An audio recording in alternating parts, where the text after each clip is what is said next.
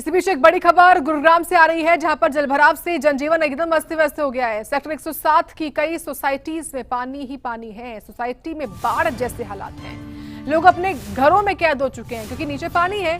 ट्रैक्टरों के जरिए सोसाइटी से बाहर जा रहे हैं लोग। पिछले 3 दिनों से बिजली और पानी की सप्लाई भी प्रभावित हुई है। ये हाल गुरुग्राम का है, साइबर सिटी का है। यहाँ तक कि सोसाइटी में जो पानी भरा है उसमें सांप तक आ गए हैं, बिच्छू तक आ गए हैं, जहरीला हो चुका है पानी, जिसे लोग डर के साए में ये देखिए, आपको तस्वीरों में ये सांप नजर आ रहा होगा।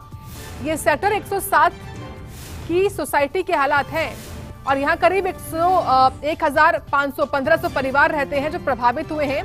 नजफगढ़ ट्रेन ओवरफ्लो होने के चलते सोसाइटी में पानी घुसा और ये देखिए, पानी घुसने के बाद जो गाड़ियां हैं वो भी डूबी हुई हैं। और सबसे गंभीर समस्या ये कि इस पानी में जहरीले जानवर आ रहे हैं। सांप, बिच्छू आने से लोग डर रहे हैं। ये साइबर सिटी का हाल है। साइबर सिटी के 107 सेक्टर में ये सोसाइटी, और इस सोसाइटी में कैसे हाल है वो आप देख ही पा रहे हैं। हमारे संवाददाता नीरज अंबावत से जानकारी लेंगे। नीरज, अभी कैसे हाल इस सोसाइटी के बने हुए हैं?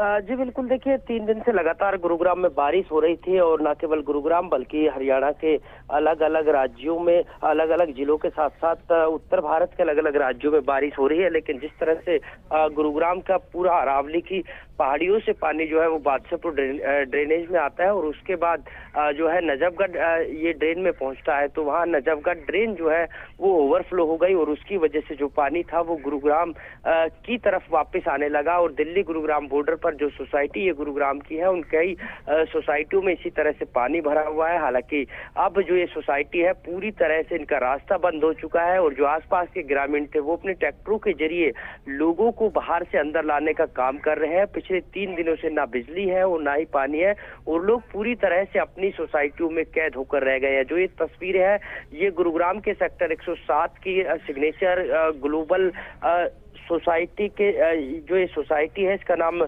सुलेरा अपार्टमेंट है और यहाँ तकरीबन 1500 फ्लैट इस सोसाइटी में है जो पूरी तरह से ये कहे कि पानी के बीच में जो है वो कैद होकर रह गए। हालांकि प्रशासन की तरफ से इनको मदद पहुंचाई जा रही है और जल्द से जल्द वाटर पंपों के जरिए पानी निकालने की कोशिश की जा रही है ताकि इन लोगों को किसी तरह से राहत मिल सके। निश्चित तौर पर बहुत धन्यवाद नीरज आपका जानकारी अपडेट देने के लिए। ये देखिए, ये ट्रैक्टर है, ट्रैक्टर पर सवार होकर ही लोग जो है सोसाइटी से बाहर की ओर जा पा रहे हैं।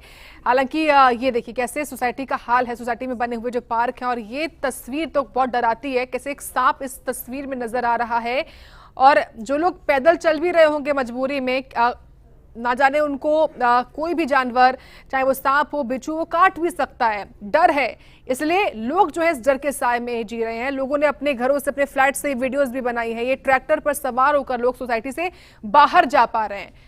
काफी मुश्किल भरे हालात इस वक्त साइबर सिटी के नजर आ रहे हैं।